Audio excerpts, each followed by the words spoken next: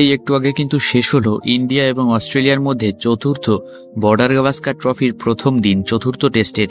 তো দিন শেষে কি ঘটলো, ম্যাচের হাইলাইটস বলতে পারো এই ভিডিওতে কিন্তু আজকে তোমাদের আমি জানাবো। তো ভিডিওটা শেষ পর্যন্ত অবশ্যই কিন্তু দেখো।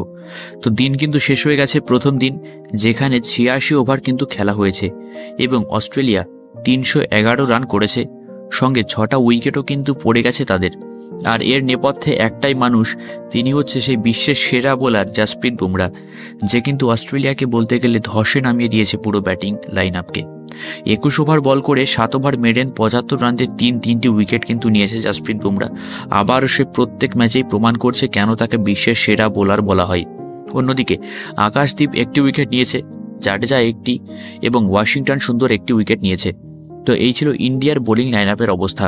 তবে অস্ট্রেলিয়া প্রথম দিকে যা শুরু করেছিল দেখে কিন্তু কোনো অ্যাঙ্গেল থেকেই মনে হচ্ছিল না যে দিন শেষে ৬টা উইকেট কিন্তু পড়তে পারে অস্ট্রেলিয়ার।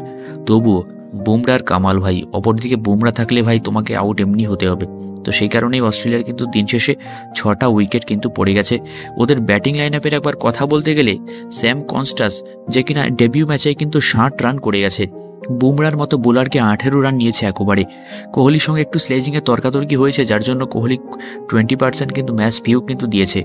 অন্যদিকে উসমান খাজা ৫৭, সঙ্গে স্টিভ স্মিথ ৬৮, ট্র্যাভিস হেড কিন্তু 0 করেছে এবার। অন্যদিকে অ্যালেক্স ক্যারি ৩১। তো এই ছিল ম্যাচের হাইলাইটস। তো ভিডিওটা কেমন লাগলো কিন্তু অবশ্যই কমেন্টে জানিও। তো দেখা হচ্ছে পরবর্তী ভিডিওতে।